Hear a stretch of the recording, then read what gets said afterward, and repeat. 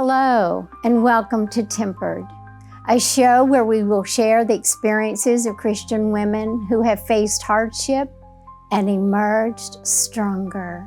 I am Jenny Cochran, your host. Welcome to Tempered. I hope you will enjoy our show. We have a friend with us, Kate Hudgens from Hot Springs, Arkansas. And we're going to begin with Kate telling us a little bit about herself and her family.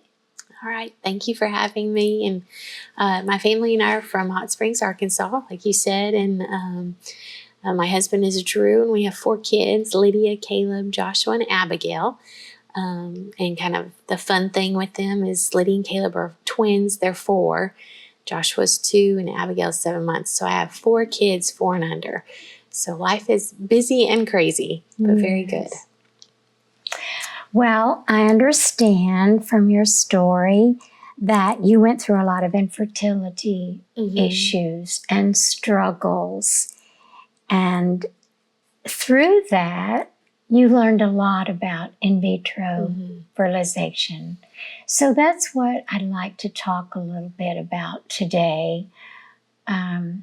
What you've learned from in vitro, did you do in vitro, where your journey led you? After, I guess, about a year of trying, we sought out a fertility clinic, and they, ran all the tests on us and didn't find anything wrong. And if I'm totally honest, we were just kind of ready to go ahead and let's do in vitro. We heard that's the most guaranteed way to have a baby.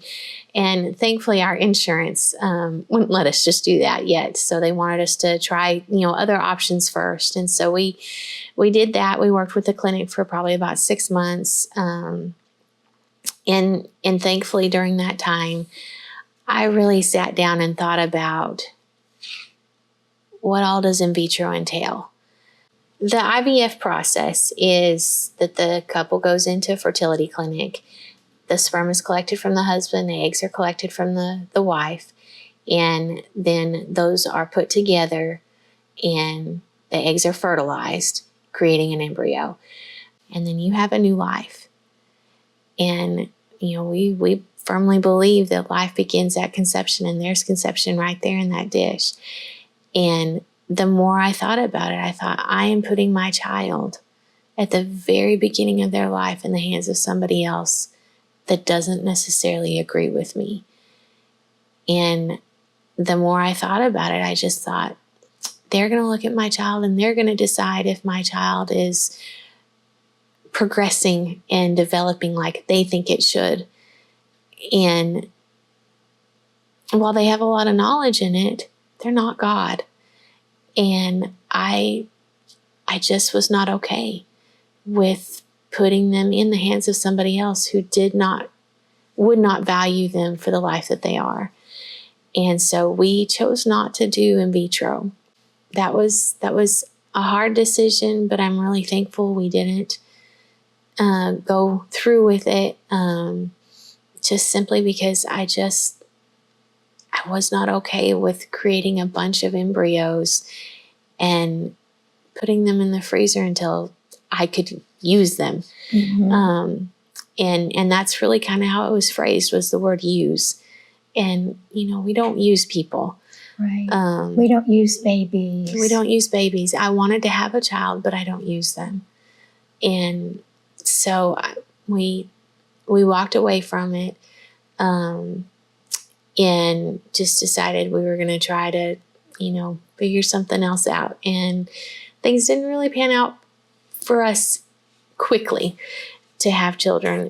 That was about another 7 or 8 years later then is when we learned about embryo adoption and learned specifically about our embryos that we adopted. I'm very passionate about embryo adoption because there are over 1.5 million in frozen storage right now. That these are little lives that are not living. They're just sitting there waiting. For the womb, the environment. Right. So that they can begin growing and developing. Yeah. And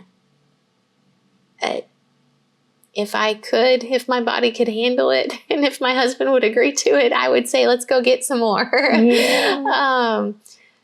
But I want more Christian couples to know about this as an option, simply because these are babies that are waiting.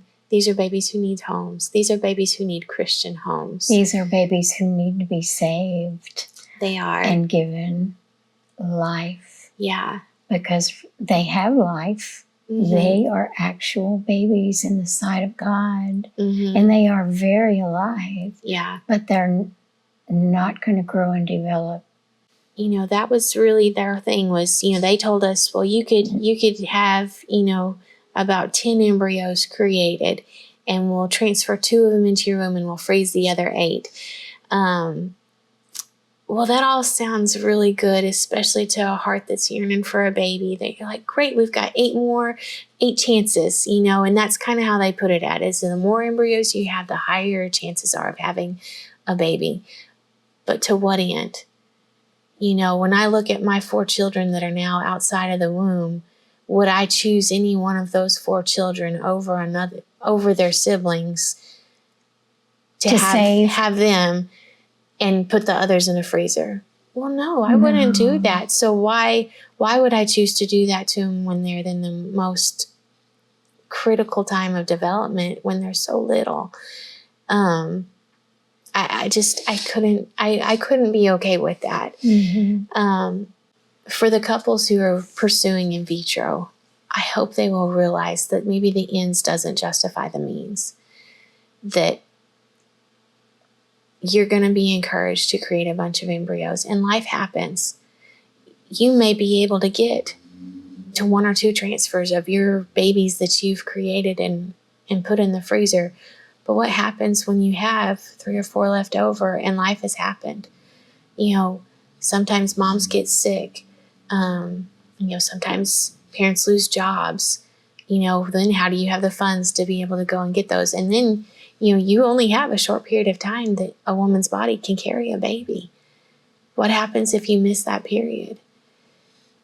And now you've got these babies that are in the freezer, and what do you do with them? Right. And that was really why we could never go through with in vitro, was all of those things that were out of our control. Mm-hmm. And I hope that more couples will really think about that when they're faced with, do I do in vitro? Do I not do it? And then those couples out there who have a heart for adoption, I hope that they will think about embryo adoption, because there are lots of babies out there that need adopting. They need Christian homes. And, the blessing with embryo adoption is that you do get to adopt 9 months earlier. Yes. And for those women who want to be pregnant, and maybe haven't been able to experience that, this is a way to do that. Mm-hmm. Well, tell us about Snowflakes. Is that the name of the agency? So the big umbrella agency is Nightlight Christian Adoptions. Nightlight Christian Adoptions. And they have different branches. So they have a, traditional domestic adoption. They have international adoption. And then they also have the embryo adoption. And Snowflakes is the name of that, because no snowflake is the same. And so they chose to name it Snowflakes because there's no embryo who is the same. No person is the same. Right. And so we chose to go through them because they've been doing embryo adoptions for 20 years. And so they know the ins and outs, the legal issues that you have to go through.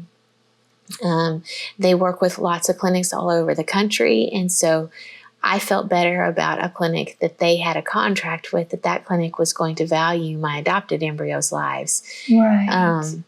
Better than if I were just to go into any old clinic with these embryos, because they would be motivated to keep their contracts with Snowflakes. So we also were really blessed by being able to go through them, because they gave us the education on helping your adopted children learn about their story, because though they won't ever know another parent other than you, their story started before you did. Yes. And we didn't realize how important that was when we first began the adoption process, how important that would be to be able for our kids to know that.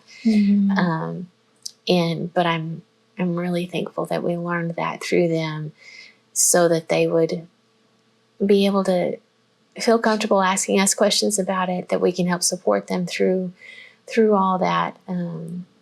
And so the difference between IVF and embryo adoption is IVF is the creation of those embryos. Embryo adoption is adopting embryos that have already been created through IVF. Even a couple that goes through the IVF process still has to have an embryo transfer. And the last part of embryo adoption is the transfer of those embryos into the mother's womb. So, Well, thank you so much, Kate, for being with us, for helping us gain a little understanding of IVF. But thank you for having me. Oh, it's been our pleasure. Thank you. Thank you so much. Thank you.